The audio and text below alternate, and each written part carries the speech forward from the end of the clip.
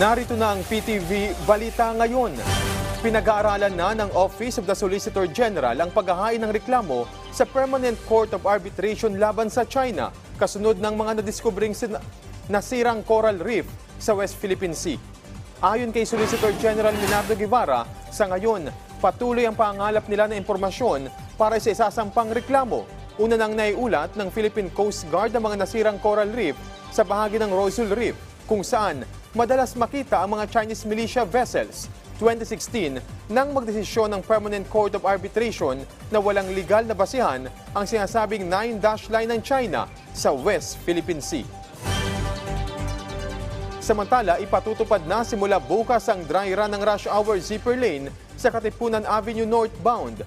Magisimula ang entrance ng zipper lane sa Opening Center Island sa Ateneo Gate 2, habang sa intersection sa harap ng Ateneo Gate 3 ang magisilbing exit.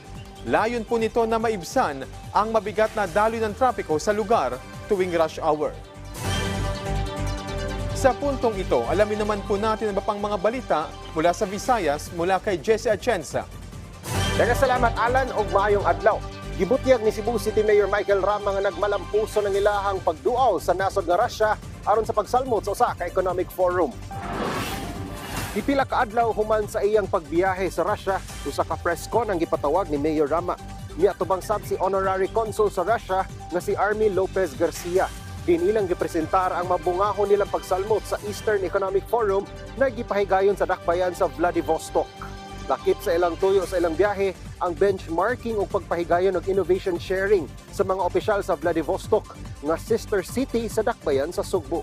That Eastern Economic Forum was participated by 50 states in the whole Russia, particularly Far Eastern. An assurance that I am going to be promoting not only Cebu City, but one Cebu Island. Subay ini nga balita, giplanuhan na karon sa kagamhanan sa dakbayan sa Sugbo ang pagmugna og direktang flights gikan sa Russia paingon sa dakbayan sa Sugbo. Kini ang gibutyag ni Cebu City Mayor Michael Rama og Russian Honorary Consul Army Lopez Garcia sa ilahang press con. Matod ni Consul Garcia, ang 15 ka oras nga biyahe gikan Russia mamahimo na lang og 5 ka oras kung dunay direct flight na paingon sa Cebu.